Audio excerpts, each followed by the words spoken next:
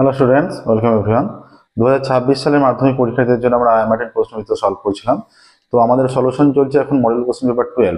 Model question paper 12 এর আগের class পর্যন্ত আমরা সলভ করেছি 13 দাগে 12 দাগের এবং 13 দাগের প্রবলেম সলভ করেছি এর আগের ক্লাসে। আজকের ক্লাসে আমরা 14 দাগ থেকে প্রবলেম সলভ করা শুরু করব। 14 এবং 15 সলভ হয়ে গেলে আজকের ক্লাসে মডেল কোশ্চেন পেপার 12 কমপ্লিট হয়ে যাবে। এর পরবর্তী ক্লাসে আমরা মডেল কোশ্চেন পেপার 13 স্টার্ট করব। ওকে, তাহলে শুরু করছি আজকের ক্লাস। টোটাল 25টা মডেল কোশ্চেন পেপার আছে। 25টা মডেল কোশ্চেন পেপারে আমরা সলভ করে দেবো সম্পূর্ণ, ঠিক আছে। এছাড়া ক্লাস 10 এর তোমাদের ম্যাথামেটিক্স এর বইয়ের সম্পূর্ণ সলিউশন করে দেওয়া আছে। ক্লাস 9 এর বইয়ের সম্পূর্ণ সলিউশন আছে। ক্লাস 11 এবং 12 এর যেগুলো সেমিস্টার ওয়াইজ বড়, যেগুলো সেকেন্ড সেমিস্টার এবং ফোর্থ সেমিস্টারের সমস্ত সলিউশন আছে। এবং ফার্স্ট সেমিস্টার এবং থার্ড সেমিস্টার যেগুলো এমসিকিউ আছে সেগুলো আমরা খুব তাড়াতাড়ি সলভ করতে শুরু করব এইটা কমপ্লিট হয়ে যাওয়ার পরে, ঠিক আছে। আচ্ছা, এবার দেখো 14 দাগে বলেছে আমাদের 3 তলা ফ্ল্যাটের 3টি পরিবারের দৈনিক জলের চাহিদা যথাক্রমে এত লিটার এত লিটার এত লিটার বলে দেওয়া আছে। এই চাহিদা মেটানোর পরেও চাহিদা 25% জল মজুদ থাকে এমন একটি ট্যাঙ্ক বসানোর জন্য মাত্র দৈর্ঘ্য, যার দৈর্ঘ্য 2.5 মিটার এবং প্রস্থ 1.6 মিটার জায়গা পাওয়া গেছে। ট্যাঙ্কটিকে কত গভীর করতে হবে? সহজ অঙ্ক। আচ্ছা, তাহলে আয়তঘনক চ্যাপ্টার অঙ্ক, তাই তো। আচ্ছা, তাহলে আমাদের 3 তলা ফ্ল্যাটের 3টি পরিবারের দৈনিক জলের চাহিদা।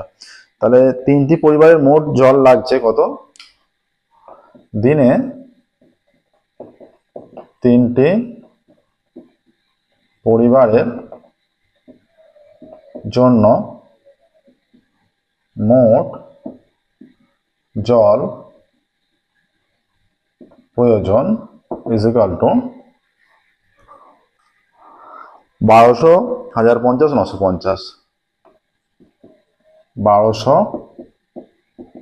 1050, 950 এত লিটার। তাহলে হয়ে যাচ্ছে কত? এটা 0, 5 আর 5 10 এর 0, হাত থেকে 1, 9 একে 10, এটা 1200। আচ্ছা, ডাইরেক্ট করে দিলে এইটা মিলে, এই দুটো মিলে হয়ে যাচ্ছে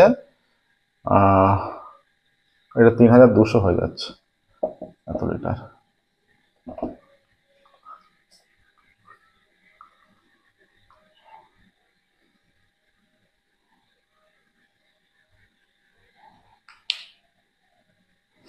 আচ্ছা, এবার এত লিটার জলের প্রয়োজন। তাহলে এই যে 3200 লিটারের 3200 লিটারের কত পার্সেন্ট? 25% সমান 3200 ইন্টু 25/100 এত লিটার। 0 0 কাটলো, তাহলে 32 ইন্টু 25 800 হয়ে যাবে। তাহলে এই জলটা প্রয়োজন আর এতটা এক্সট্রা রেখে দেবে। তাহলে যে এই জলটা থাকবে ট্যাঙ্কে, অতএব ট্যাঙ্কে মোট জল থাকবে, অতএব ট্যাঙ্কে মোট জল থাকবে 3200 প্লাস 800 লিটার, 4000 লিটার। আচ্ছা, এবার এই জলটাই ট্যাঙ্কে থাকবে। ট্যাঙ্কের দৈর্ঘ্য কত? ট্যাঙ্কের দৈর্ঘ্য ইজ ইকুয়াল টু 2.5 মিটার সমান 25 ডেসিমি হয়ে যাবে। ডেসিমিটারে আমরা কেন যাচ্ছি? কারণ 1 ঘন decimetre is equal two 1 litre, সেই জন্য ডেসিমিটারে যাচ্ছি। পুরোটা ডেসিমিটারে গিয়ে আমরা যদি তার আয়তনটা বের করি তাহলে লিটারে চলে যেতে পারছি সহজেই। ট্যাঙ্কের প্রস্থ কত? ইজ ইকুয়াল টু 1.6 মিটার,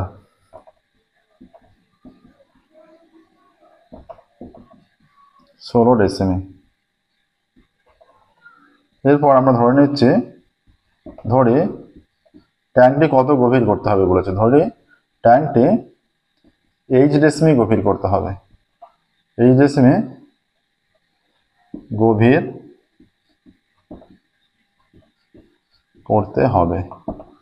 ঠিক আছে, অতএব ট্যাঙ্কের আয়তন তখন কত হয়ে যাচ্ছে, এখানে একটু মুছছি দেখো, তখন ট্যাঙ্কের আয়তন হয়ে যাচ্ছে যখন 1 গভীর হবে, এবার এই যে ট্যাঙ্কের যেটা আয়তন সেইটাই কিন্তু 4000 হতে হবে, কারণ এই জলটাই ওতে ধরবে।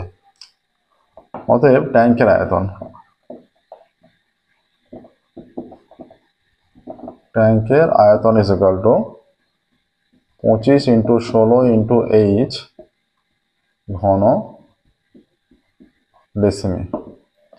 তাহলে 25 × 16 × H এত ঘন ডেসিমি ইজ ইকুয়াল টু, এটা হয়ে যাবে 400 H লিটার। অতএব শর্ত অনুসারে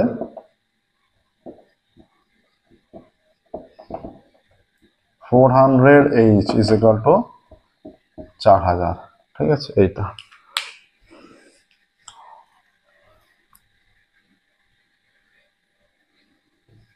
তাহলে এখান থেকে কি হয়ে যাচ্ছে, বা H ইজ ইকুয়াল টু এইটা বা এইটা, এটা গিয়ে 10 হয়ে যাচ্ছে, বা H ইজ ইকুয়াল টু 10। অতএব ট্যাঙ্কটি 10 ডেসিমি বা 1 মিটার গভীর করতে হবে, তাহলে যে চাহিদাটা আছে জলের, সেই জলের চাহিদাটা পূর্ণ হবে। ঠিক আছে, নেক্সট দেখো, এটা খুব সহজ অঙ্ক, যে কতটা জল লাগবে বলেছিলাম, তার 20% এক্সট্রা মজুদ লাগবে, 20%টা বের করেছি, তাহলে মোট কতটা জল লাগছে সেটা বের করা হয়েছে। বের করে ট্যাঙ্কটা দৈর্ঘ্য প্রস্থ বলে দেওয়া আছে, যে জায়গায় ট্যাঙ্কটা বসানো হবে। তাহলে দৈর্ঘ্য প্রস্থ নির্দিষ্ট আছে, এবার গভীরতা কম বেশি করে 4000-এর সঙ্গে সমান করতে হবে, যেহেতু অতটা জলই থাকবে। তাহলে আমরা ধরে নিয়েছি H ডেসিমি গভীর করতে হবে, তাহলে কত ঘন ডেসিমি ট্যাঙ্কের আয়তন সেটা বের করেছি, এত ঘন ডেসিমি এত লিটার। তাহলে এই দুটো আয়তন সমান হবে, দুটো আয়তন সমান করে দিয়ে H এর মানটা বেরিয়ে গেছে। নেক্সট দেখো, এটা 14-1-এর 14-2-এর অঙ্কে যাব।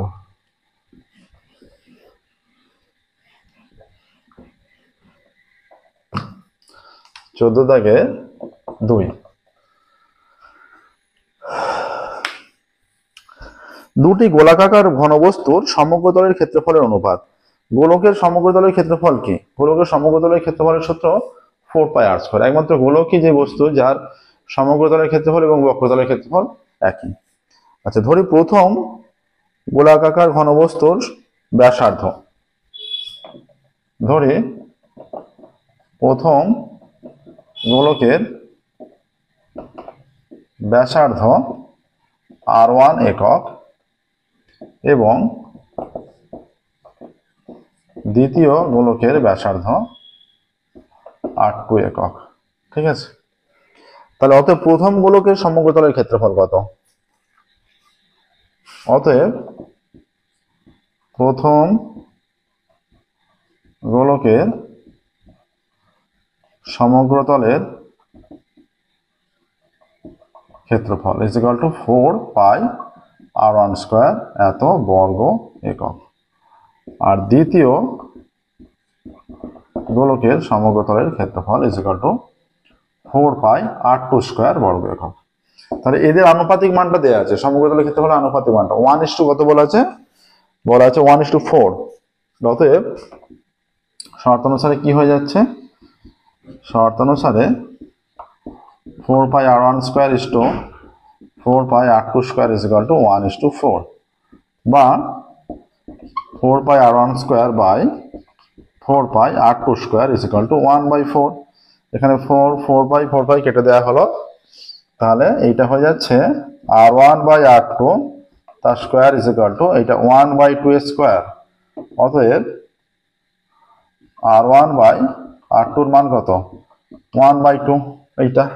ঠিক আছে, অতএব আমরা ধরে নিচ্ছি, ধরি r1 is equal to k আর r2 is equal to 2k আমরা ধরে নিচ্ছি। ঠিক আছে, r1 is equal to k, r2 is equal to 2k, বা এই হিসাবে রাখলেও হবে। এবার অতএব প্রথম গোলকের আয়তন কত? এখান থেকে দেখো এটা পাওয়া গেল, এটা একক লিখতে পারো, একক হিসেবে থাকবে। অতএব প্রথম গোলকের আয়তন, প্রথম গোলকের আয়তন সমান 4/3 পাই R1, R1 এর মান কে, তার কিউব, এত ঘন একক, সমান 4/3 পাই কে কিউব ঘন একক। অতএব দ্বিতীয় গোলকের আয়তন, দ্বিতীয় গোলকের আয়তন কত হবে,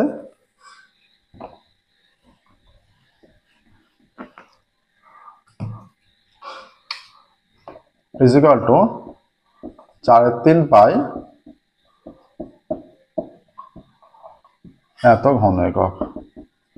4/3 পাই, এটা 8 কে কিউব ঘন একক হয়ে যাচ্ছে, এইটা হয়ে যাচ্ছে 32/3 পাই কে কিউব ঘন একক, তাই তো। অতএব গোলাকার ঘন বস্তু দুটির আয়তনের অনুপাত, একবারে চলে যাচ্ছে। অতএব গোলাকার ঘনবস্তু দুটির আয়তনের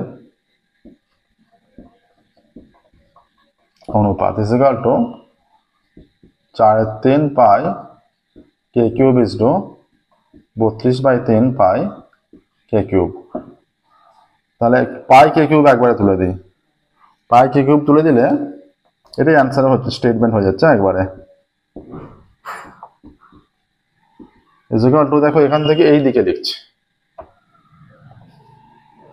হয়ে যাচ্ছে এখান থেকে 3 দিয়ে গুণ করলে 4:32, আচ্ছা 4 দিয়ে ভাগ করলে 1:8, এইটা অ্যান্সার আসছে 1:8। প্রসেসটা দেখানো একদম সহজ প্রসেস। নেক্সট দেখো 4 থেকে 3 এর অঙ্কে যাবো।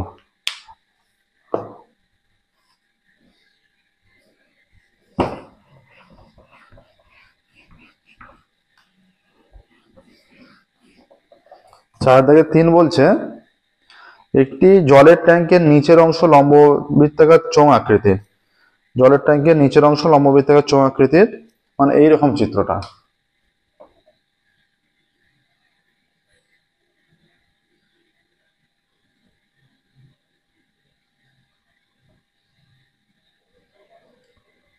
নিচের অংশ চোঙ আকৃতির, ওপর অংশ শঙ্কু আকৃতির জলের ট্যাঙ্ক।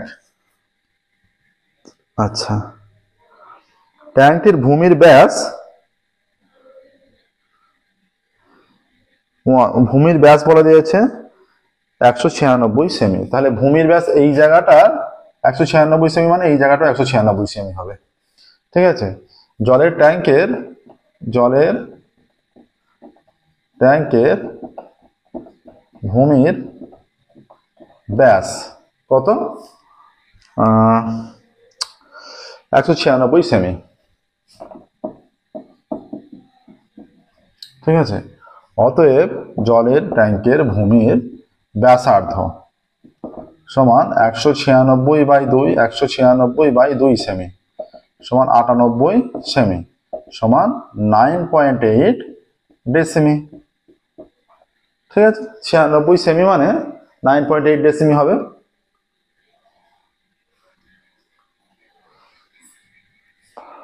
তাহলে এবার যে অংশটা লম্ববৃত্তাকার চোঙাকৃতি অংশের উচ্চতা 70 ডেসিমি। ট্যাঙ্কের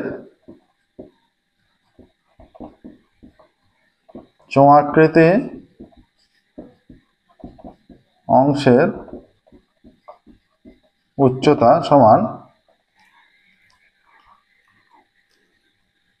70 ডেসিমি। অতএব ট্যাঙ্কের চোঙাকৃতি অংশের আয়তন, এই আয়তনটা আমরা বের করে নিচ্ছি আগে। চোঙাকৃতি অংশের আয়তন is equal to pi r square is pi 9.8 তার স্কোয়ার ইন্টু 70, এত ঘন ডেসিমি, ঠিক আছে।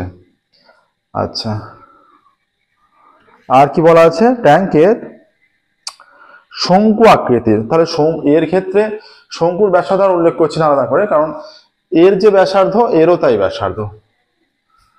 ট্যাঙ্কের শঙ্কু আকৃতির অংশের, শঙ্কু আকৃতি অংশের, ট্যাঙ্কের শঙ্কু আকৃতি অংশের ভূমির ব্যাসার্ধ সমান 9.8 ডেসিমি। অতএব ট্যাঙ্কের শঙ্কু আকৃতি অংশের উচ্চতা কত? শঙ্কু আকৃতি অংশের উচ্চতা, এটা বোধহয় 30 ডেসিমি বলেছে, সমান 30 ডেসিমি। এটা 30 ডেসিমি। এবার শঙ্কু আকৃতি অংশের আয়তনটা বের করছি। অতএব ট্যাঙ্কের শঙ্কু আকৃতি অংশের আয়তন কত? 1/3 পাই আর স্কোয়ার 9.8 তার স্কোয়ার ইন্টু এইচ ইন্টু 30, এত ঘন ডেসিমি। এটা 3×10 3×10 30, তাহলে হয়ে যাচ্ছে 10 পাই ইন্টু 9.8 তার স্কোয়ার ঘন ডেসিমি। ঠিক আছে, তাহলে চোঙাকৃতি অংশের আয়তন বেড়ে গেল, শঙ্কু আকৃতি অংশের আয়তন বেড়ে গেল। তাহলে ট্যাঙ্কের মোট আয়তনটা কত? ট্যাঙ্কের মোট আয়তনটা হয়ে যাচ্ছে, এখানটা মুছে দিলাম একটু। অতএব ট্যাঙ্কের মোট আয়তন এইটার এইটা যোগ করলেই হবে। অতএব ট্যাঙ্কের মোট আয়তন is equal two 70 pi 9.8 square ঘন ডেসিমি। আচ্ছা, মোট আয়তন এইটা প্লাস, একবারে প্লাস করে দিচ্ছি, প্লাস 10 পাই 9.8 স্কোয়ার এত ঘন ডেসিমি সমান 70.80 পাই 9.8 স্কোয়ার ঘন ডেসিমিটার মানে লিটার, এত লিটার। এটা ট্যাঙ্কের মোট আয়তন, মানে মোট যতটা জল ধরছে। ঠিক আছে, এবার কি বলছে, ট্যাঙ্কের অর্ধেক ভর্তি করতে কত লিটার জল ঢালতে হবে। অতএব ট্যাঙ্কে অর্ধেক ভর্তি করতে জল ঢালতে হবে, তার মানে সব মোট আয়তনের অর্ধেক।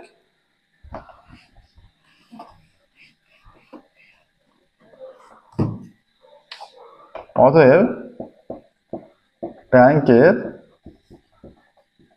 অর্ধেক ভর্তি করতে জল ঢালতে হবে ইজ ইকুয়াল টু, এই যে 80 ইন্টু 22/7 ইন্টু 9.8 ইন্টু 9.8, এইটা বাই 2, এত লিটার, এতটা জল ঢালতে হবে। এইটা কেটে গিয়ে 40 হয়ে গেল। আচ্ছা, is equal two 40 into 22 into 9.8, আর এখানে নিচে 7টা ছিল, এখানে হয়ে যাবে, এই দশমিক করলে 10 হয়ে যাচ্ছে, এই দশমিক করলে আর একটা 10 হয়ে যাচ্ছে, এত লিটার। 7 দিয়ে কাটলে 7 14 98, 40 কেটে গিয়ে 4 হয়ে যাচ্ছে, তাহলে হয়ে যাচ্ছে 10, 4 22 88 ইন্টু 98 ইন্টু 14,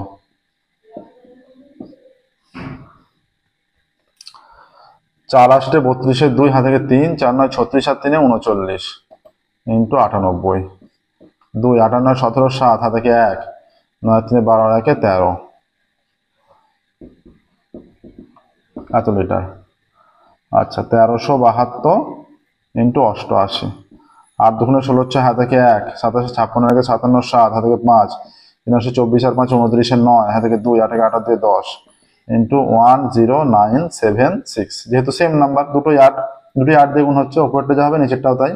6 7 আর 6 13 3 হাতে 1, 9 রেখে 10, 10 এর সাথে 17 7 হাতে 1, 9 রেখে 10 0 হাতে 1, 1 রেখে 2 1, 120, এটা হচ্ছে 120,736/10, এত litre is equal two 12073.6 litre, এতটা জলের প্রয়োজন হবে। ঠিক আছে, এইভাবে করতে হবে। দেখো 14 দাগের অঙ্ক কমপ্লিট হলো। 14 দাগের 3টা অঙ্ক ছিল, 3টা অঙ্কেরই সলিউশন হয়ে গেল। এবার আমরা 15 দাগে যাবো। 15 দাগের রাশি বিজ্ঞানের অঙ্ক।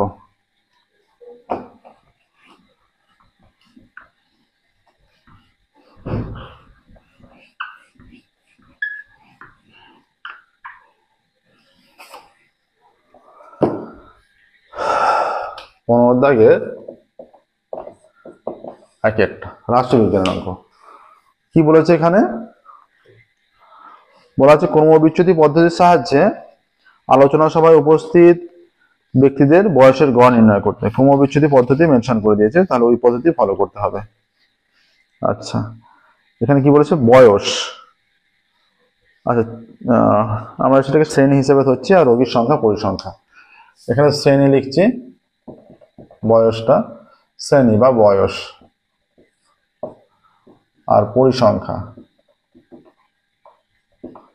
বা রোগী সংখ্যা।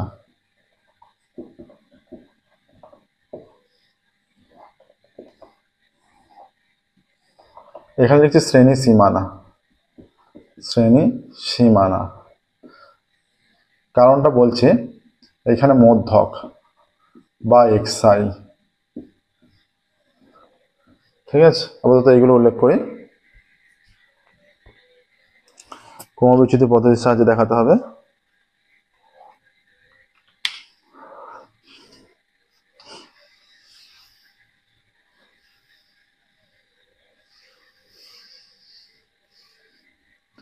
তাহলে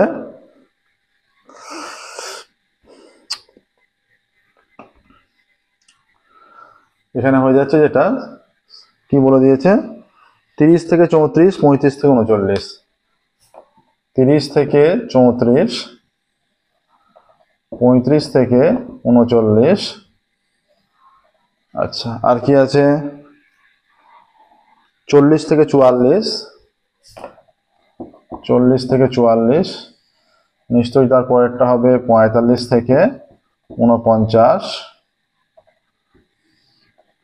তারপরেরটা হবে 50 থেকে 54,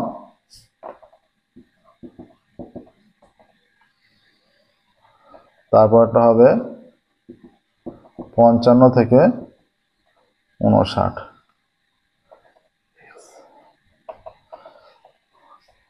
আচ্ছা, এইটা কত বলা আছে? 10, 12, 15, 6, 4, 3। 10, 12, 15, 6, 4, 3। আচ্ছা, এইটা দেখো, এইখানে এখানে পার্থক্য কত? 34, 35, 1 এর পার্থক্য। 34, 35, 1 এর পার্থক্য। যেহেতু 1 এর পার্থক্য, আমরা এইটা 0.5 এগোবো, মানে 1/2 হয়ে যায় দুটো শ্রেণীতে ম্যাচ করার জন্য। তাহলে এইটাকে 0.5 এগোতে পারি আর এটাকে 0.5 পেছোতে পারি। তাহলে এই যে শ্রেণীর সীমানা, তাহলে 0.5 পেছলে এইটা হচ্ছে 29.5 টু 34.5। এইটা কমে গেলে 34.5 টু 39.5। এইটা হয়ে যাচ্ছে 39.5 টু 44.5। এটা কমে গিয়ে হয়ে যাচ্ছে 44.5 টু 49.5। এটা 49.5 টু 54.5।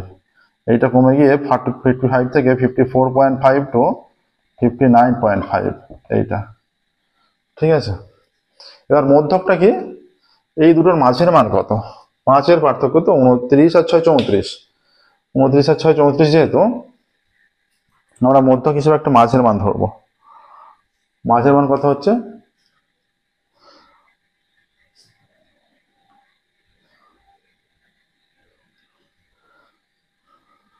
5 এর পার্থক্য, তাহলে 2.5 এগোই। 2.5 এগোলে এটা হচ্ছে 32। 32 মাঝের মান হবে। 32 এর মাঝে এটা 37 মাঝের মান হবে। এটা 42 হয়ে যাবে, এটা 47 হয়ে যাবে, এটা 52 হয়ে যাবে, আর 57 হয়ে যাবে। এটা মধ্যক, ঠিক আছে। আচ্ছা, এবার মধ্যক হয়ে গেল। আমরা এখানে ইউআই বের করে নেবো ডাইরেক্ট। এখানে এটা কি ধরতে হয়, কিভাবে আমরা এটা ধরবো?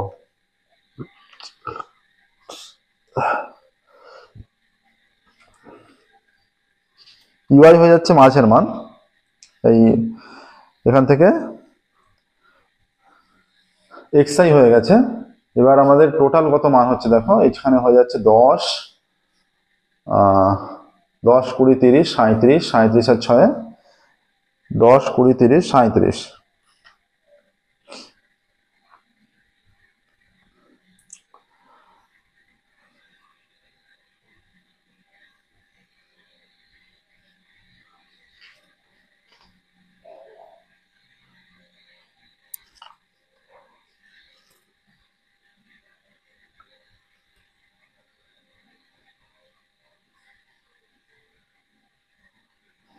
এখানে হয়ে যাচ্ছে 37, 37 আর 6 43, আচ্ছা 10 35 37 আর 10 47 আর 3 50, তাহলে 25তম মানটব্য পর্যন্ত দেখি মোটামুটি এ ধরবো, যেটা এইখানে আসছে 10 20 32 22 বা এইখানে এইটা, এখান থেকে আমরা এই যে এই 15টাকে এই হিসাবে ধরবো। হ্যাঁ, 15টাকে যদি এই হিসাবে ধরে, তাহলে এবার ইউআই ইজ ইকুয়াল টু আমরা ধরে নেবো ইউআই,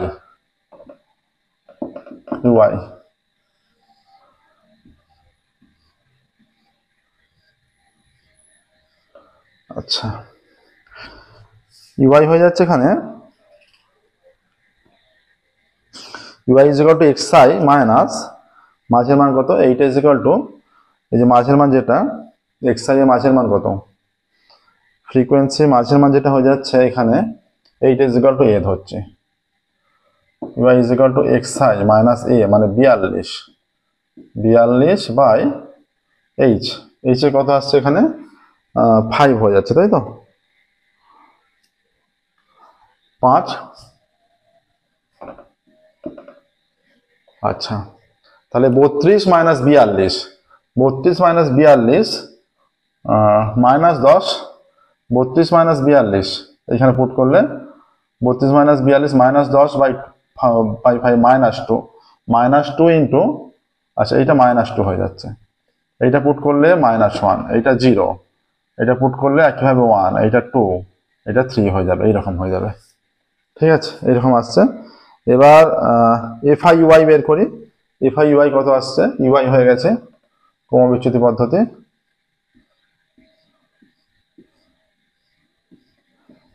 এফআই ইউআই ফ্রিকোয়েন্সি, এইখানে ফ্রিকোয়েন্সি এফআই ইউআই মাইনাস 20 সংখ্যা মাইনাস 12 0 6 4 দুগুণে 8 3 3 9, তাই তো এইটা আসছে। আচ্ছা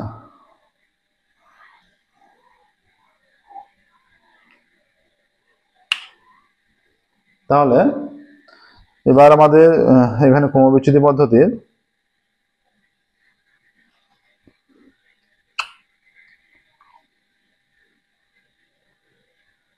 সামেশন অফ এফআই ইউআই বের করি।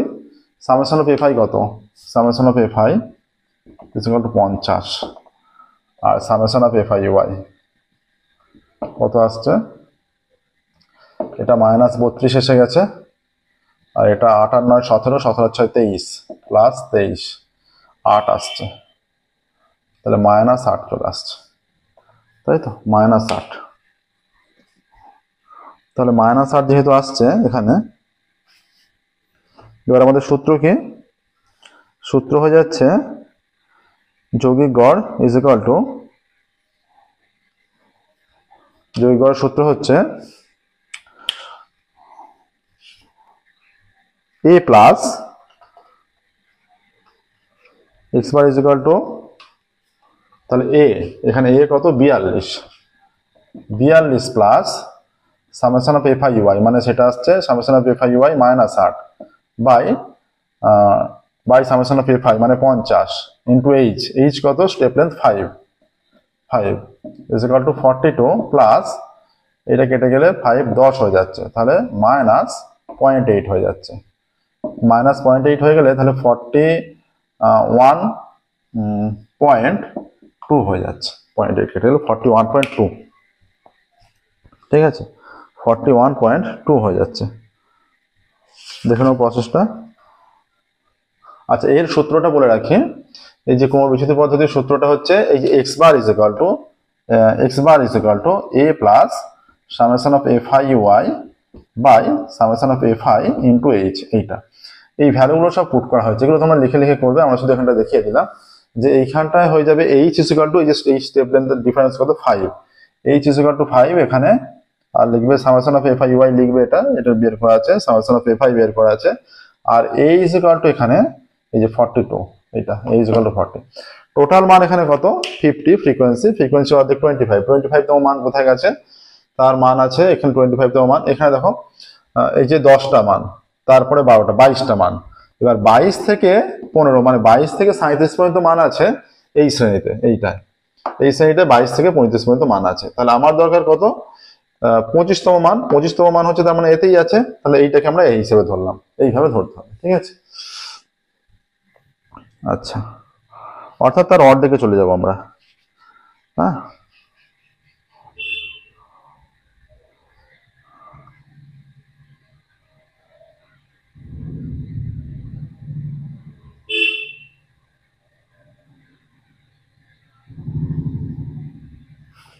নেক্সট দেখো, এরপর একটা কি বলেছে, বলেছে পরিসংখ্যা বিবরণ তথ্য থেকে মধ্যমা নির্ণয় করতে বলেছে। মধ্যমা নির্ণয় করতে যাবো এবার। যৌগিক গড় হয়ে গেছে মধ্যমা।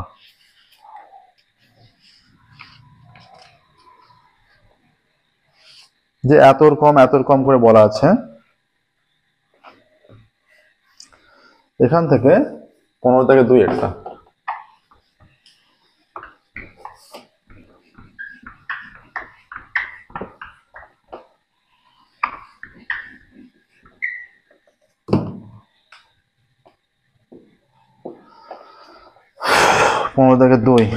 কি বলা আছে এখানে? বলা আছে যে 10-এর কম, 20-এর কম, 30-এর কম, 40-এর কম, 50-এর কম, 60-এর কম। আচ্ছা, এবার নাম্বার মানে প্রাপ্ত নম্বর, তাই তো? এখানে প্রাপ্ত নম্বর আর শিক্ষার্থী, তাহলে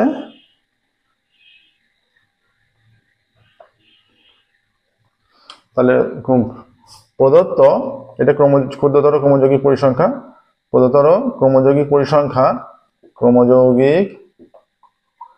পরিসংখ্যা। আচ্ছা, আগের অঙ্কের উত্তরটা লেখা হলো না, উত্তর কিন্তু প্রত্যেকটা অঙ্কের অবশ্যই লিখবে।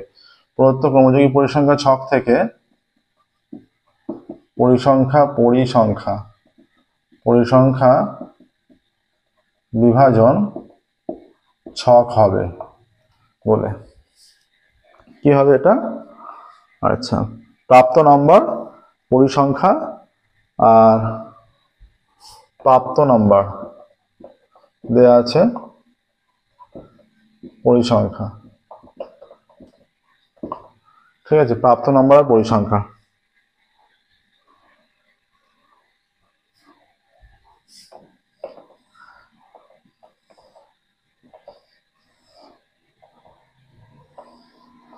এইটা হচ্ছে ক্ষুদ্রতর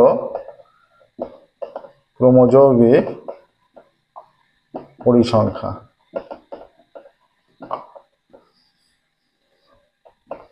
এইটা, ঠিক আছে।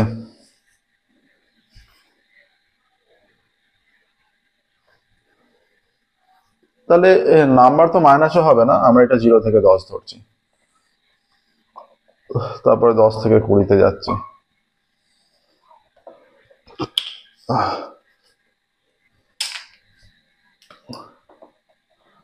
20 থেকে 30, হ্যাঁ, 30 থেকে 40, 40 থেকে 50, 50 থেকে 60, 30 থেকে 40, 40 থেকে 50, 50 থেকে 60, এইটা। তাহলে এখানে মোট ক্ষুদ্রতর ক্রমযৌগিক পরিসংখ্যা যেটা দেওয়া আছে 8, 15, 29, 42, 60, 70, এইটা 8, 15, 29, 42, 60, 70, এইটা ইজিক্যাল টু যদি n ধরি, তাহলে 8, এইটা 8ই হবে, 15 মাইনাস 8, এই যে 15 মাইনাস 8 ইজিক্যাল টু 7। আচ্ছা, 29 মাইনাস 15 ইজিক্যাল টু 29 থেকে 15 বিয়োগ করলে 14। আচ্ছা, 42 মাইনাস 29 ইজিক্যাল টু 13। আচ্ছা, 60 মাইনাস 42 ইজিক্যাল টু 18, আর 70 মাইনাস 60 ইজিক্যাল টু 10, এইটা হয়ে যাচ্ছে। হ্যাঁ, 8, 7, 14, 13, 18, 10। এবার এখান থেকে মধ্যমা নির্ণয় করতে হবে। তাহলে n এর মান কত? n এর মান হয়ে যাচ্ছে, n এর মান 70। তাহলে মধ্যমা মানে এর মাঝের শ্রেণী কোনটা হয়ে যাচ্ছে? 35/2, এই 70/2 35, তাই তো? 35 কোথায় আসছে? এখানে প্রথম 8টা মান 15টা, তাহলে 35 মান আসছে এখানে 29 পর্যন্ত, তাহলে এইটা 30 থেকে 40, তাই তো? তাহলে মধ্যমা শ্রেণী কোনটা এবার লিখবে এর নিচে বড় করে মধ্যমা শ্রেণী। মধ্যমা শ্রেণী দেখো এখানে 70 আছে, তাহলে 35তম শ্রেণীটা মধ্যমা শ্রেণী বা 35 আর 36 মাঝের যোগফলটা। টোটাল এখানে জোড় সংখ্যক পদ আছে, জোড় সংখ্যক পদ থাকলে মাঝের দুটো পদের সমষ্টি বাই 2, তাই তো? আচ্ছা, তাহলে 35 আর 36 মাঝে সেই মাঝের মান দুটোর সমষ্টি বাই 2, তাহলে এখানে হয়ে যাচ্ছে আমরা এক্সাক্ট তো সেই মান দুটো জানি না, সেই মান দুটো কোন শ্রেণীতে আছে বের করছি। এই শ্রেণীটায় আছে, কারণ এখানে 29টা এদিকে, 29 পর 30 থেকে 42 পর্যন্ত এই শ্রেণীটা, 30 থেকে 42 পর্যন্ত প্রত্যেকটা মান এই শ্রেণীতে আছে। 30 থেকে 40 মধ্যমা শ্রেণী হয়ে যাচ্ছে 30 থেকে 40। তাহলে এখান থেকে L = 30 বেরিয়ে গেল। আচ্ছা, n/2 = 35 বেরিয়ে গেল। আচ্ছা, তার পরিসংখ্যা F = কত হলো 13। আচ্ছা, CF = কত, তার আগের যে মানটা এই যে 42 29 CF-টা। এবার এই মানগুলো পুট করলেই হবে। আর H কত, H হয়ে যাচ্ছে 10, স্টেপ লেন্থ H 10। এবার মধ্যমা সমান কত, মধ্যমা = L এর মান 30 প্লাস n/2 এখানে ইন্টু H হয়, ইন্টু সেটা 10, হ্যাঁ, ইন্টু H যেটা 10 হবে, n/2 35 minus CF 29 by F মানে 13। তাহলে এখানে 30 ইন্টু বিয়োগ করলে এটা কত হচ্ছে 35 মাইনাস 29 6, আর এখানে 10 আছে 60/13 = 30 প্লাস 4 13 52 0.80 6 13 78 201, হ্যাঁ, 2 0 13 13 7 70, আবারও মানটা হয়ে যাবে 5 13 65, 5 হয়ে যাচ্ছে, 5 হয়ে যাবে 3 ঘর পর্যন্ত। তাহলে 30 এটা যোগ করলে = হয়ে যাচ্ছে 34.615, এইটা আসছে মধ্যমা, যেটা কি বলছে মধ্যমা। অতএব নির্ণয় মধ্যমা, ক্যালকুলেশনটা বড় করে করবে এই ছকের নিচে, ঠিক আছে? অতএব নির্ণয় মধ্যমা 34.6 নিচ্ছি আমরা, ঠিক আছে? 15 থেকে 2 পর্যন্ত হলো। এবার দেখো 15 থেকে 3-এ যাবো।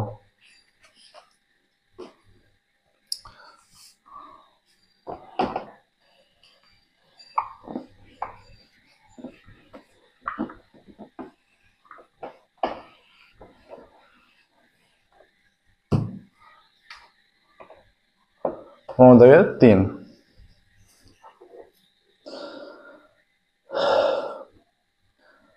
তাহলে একটা ছক দেয়া আছে দেখো, তার সংখ্যাগুলো মান, যে শ্রেণী সীমা আর পরিসংখ্যা নির্ণয়ের জন্য। এই যে শ্রেণী সীমা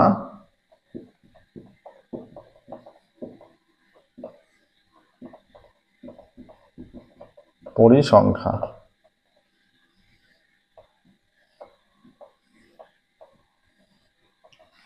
শ্রেণীর সীমা কত আছে দেখো, 0 থেকে 10 করে 40 থেকে 50 পর্যন্ত। 0 থেকে 10, 10 থেকে 20, 20 থেকে 30, 30 থেকে 40, 40 থেকে 50, 50 পর্যন্ত আছে তো নাকি? হ্যাঁ, 40 থেকে 50। এদের পরিসংখ্যাগুলো কি কি আছে দেখো। সংখ্যাগুলো মান নির্ণয় করব, তার জন্য প্রথমে সংখ্যাগুলো শ্রেণী জানতে হবে সংখ্যাগুলো মান নির্ণয়ের আগে, ঠিক আছে? আছে এখানে 14 23 F1 21 F2, 14 23 F1 এর পর 21 F2, ঠিক আছে? আচ্ছা, এখানে বলা আছে পরিসংখ্যা কত, পরিসংখ্যার সমষ্টি 100, সামেশন অফ Fi, যদি Fi লেখা হয় = F1 প্লাস F2 প্লাস 4 3 7 8 8 2 2 4 5 58। প্রদত্ত পরিসংখ্যার সমষ্টি, প্রদত্ত পরিসংখ্যার সমষ্টি = 100। অতএব F1 প্লাস F2 প্লাস 58 = 100, বা F1 প্লাস F2 = 100 মাইনাস 58, বা F1 plus F2 equal to 100 minus 58 42। এইটা একটা সমীকরণ হয়ে যাচ্ছে, এটা কাজে লাগবে, এটা কাজে লাগবে। প্রদত্ত এবার এই F1 F2 পাওয়া গেল। প্রদত্ত সংখ্যাগুলোর মান কত? প্রদত্ত সংখ্যাগুলোর মান সমান কত হয়ে যাচ্ছে? সংখ্যাগুলোর মান 24। তাহলে সংখ্যাগুলোর মান যেটা, যে মানটা সবচেয়ে বেশি বার আছে, তাহলে এই যে সংখ্যাগুলোর মান, এইটা সংখ্যাগুলোর মান 24, এইটা মানে 24 মানটা সবচেয়ে বেশি বার আছে। এবার 24টা কোন শ্রেণীতে পড়ছে? এই যে 20 থেকে 30 এর মধ্যে পড়ছে। তাহলে সংখ্যাগুলো শ্রেণী কোনটা? অতএব সংখ্যাগুলো শ্রেণী, সংখ্যাগুলো শ্রেণী 20 থেকে 30, এইটাও সংখ্যাগুলো শ্রেণী। তাহলে অতএব L ইজ ইকুয়াল টু কত হয়ে যাচ্ছে? 20। F ইজ ইকুয়াল টু কত হয়ে যাচ্ছে? সংখ্যাগুলোর শ্রেণী 20 থেকে 30। অতএব আমরা যেটা নর্মাল F1 F2 ধরি, হ্যাঁ, সেখানে নর্মাল এই যে সূত্রের জন্য যেটা F1 ধরি, সেটাকে যদি বড় হাতের F1 F2 ধরে লিখি, কারণ এখানে এইগুলো মানটা অলরেডি দেয়া আছে।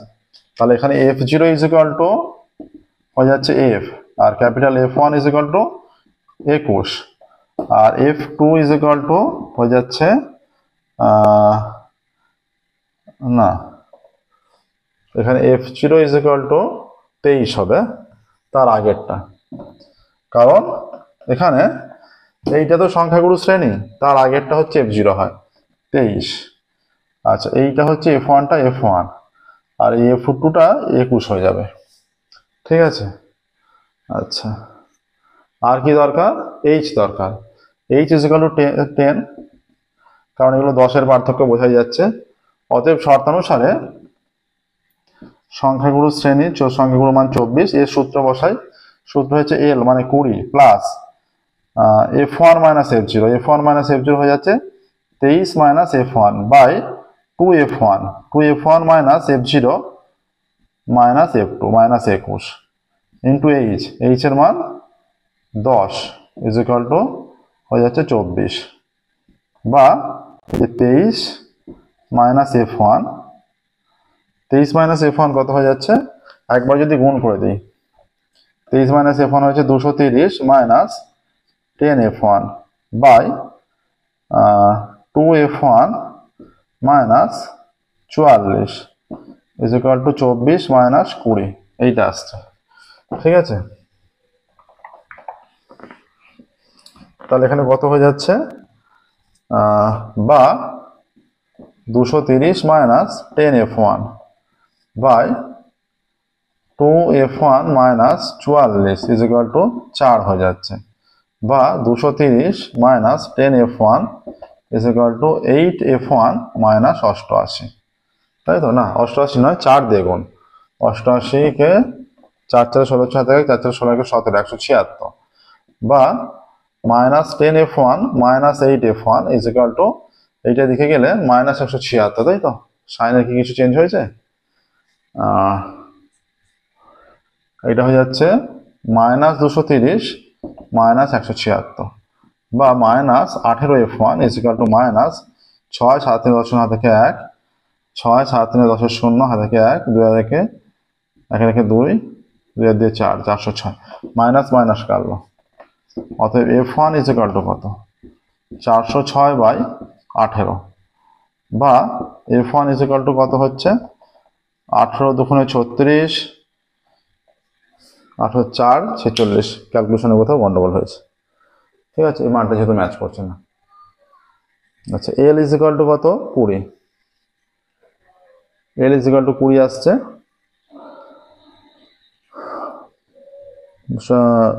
সংখ্যাগুলো মান কত দেওয়া আছে? 24। পরিসংখ্যার সমষ্টি 100। হ্যাঁ,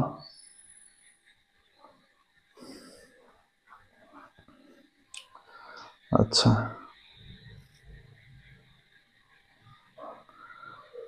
তাহলে 20 প্লাস F1 মাইনাস F0, এই যে এইখানটা গন্ডগোল হয়েছে। এটা হতো 23 মাইনাস, এইটা নয়, এটা হতো F1 হচ্ছে এইটা F1 মাইনাস 230 হতো, আগে পরে হয়ে গেছে। এইখানটা ঠিকই আছে, এটা শুধু F1 মাইনাস 23 হবে, F1 মাইনাস 23। তাহলে এখানে হয়ে যাবে 10f1 মাইনাস 230, এইটা এইখানে হয়ে যাবে একই রকম ভাবে প্রত্যেকটা। এটা হয়ে যাচ্ছে 10f1 মাইনাস 230। আচ্ছা, এটা 10f1 মাইনাস 230,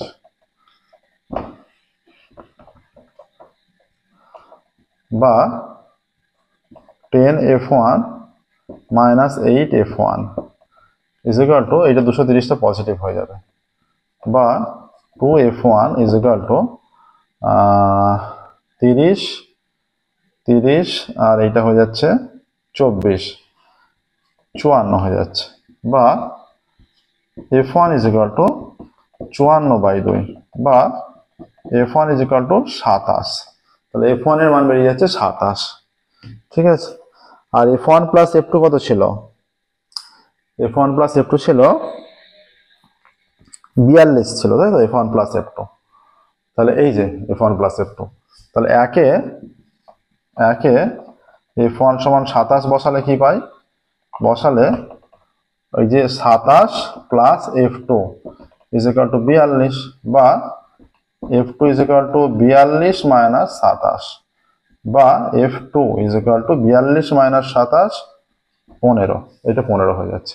এর নিচে উত্তর লিখবে এইভাবে, অতএব f1 is equal two 27, f2 is equal two 15। এই অঙ্কটা খুব ভালো অঙ্ক দিয়েছে, প্র্যাকটিস লাগবে এইভাবে।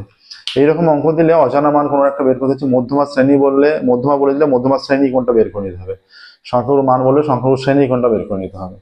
ঠিক আছে, দেখো এর সাথে সাথে আমাদের আজকের ক্লাস কমপ্লিট হলো 14 দাগ এবং 15 দাগের মডেল কোশ্চেন পেপার 12 এর 12 কমপ্লিট হলো।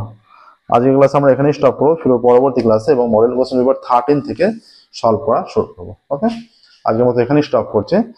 টোটাল 25টা মডেল কোশ্চেন পেপার 12 পর্যন্ত হয়ে গেল, আর বাকি হলো 13টা। কালকের ক্লাস থেকে আমরা 13 স্টার্ট করবো। তো টোটাল 25টা মডেল কোশ্চেন পেপারে আমরা সলভ করবো। ওকে, আজকের মতো এখানেই স্টপ করছি। Thank you very much everyone.